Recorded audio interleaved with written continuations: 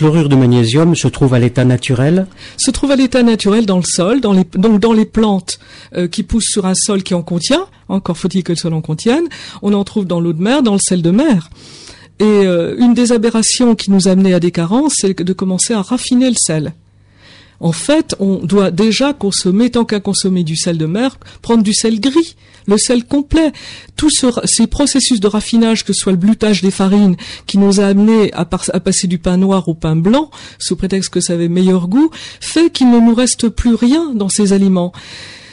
Écoutez, c'est un point, d'ailleurs, que j'ai trouvé des analyses sur la farine blanche, des analyses qui datent d'une douzaine d'années et qui comparaient la même farine blanche avec une farine blanche déjà. Je suis pas trop d'accord avec la farine blanche, mais 20 ans auparavant, et la quantité de minéraux disponibles là-dedans avait chuté d'au moins les 3/4. Excusez-moi, je vous interromps. Voulez-vous dire que l'agriculture industrielle a dévitalisé tous les produits? Totalement. Déjà l'agriculture pour ce qui sort du sol, qui ne contient plus du tout ce qu'il faudrait, mais en plus les traitements qu'on fait subir à ces produits ensuite.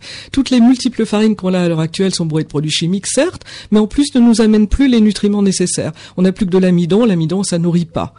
Et il en est de même pour le sel blanc, le sel raffiné, il est bien joli, il est blanc, mais il n'amène que du chlorure de sodium, qui lui peut être préjudiciable à notre santé, et d'où les combats actuels contre l'excès de sel.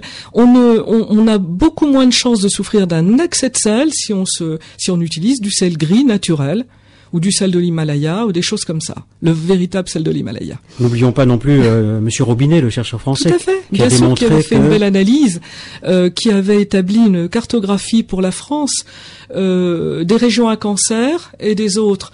Et ce qui était intéressant, cela avait été mis en parallèle par le professeur Delbet avec l'étude qu'il avait faite, c'est le contraire. Robinet avait fait l'étude des sols au niveau de leur richesse en magnésium, et Delbet, en parallèle, avait fait une cartographie analogue pour les régions, le taux de cancer par région. Et ce qui est tout à fait intéressant, c'est que ces deux cartes quasiment se superposent. Et c'est ce qu'il avait mis sur la piste, carence en sel de magnésium, parce que tous les magnésiums ne sont pas du sel de magnésium et n'ont pas le même effet, on en reparlera peut-être tout à l'heure, mais carence en sel de magnésium dans le sol et cancer. C'est une des causes du cancer. Mais la découverte de Delbet, pour revenir à lui, elle est très inopportune.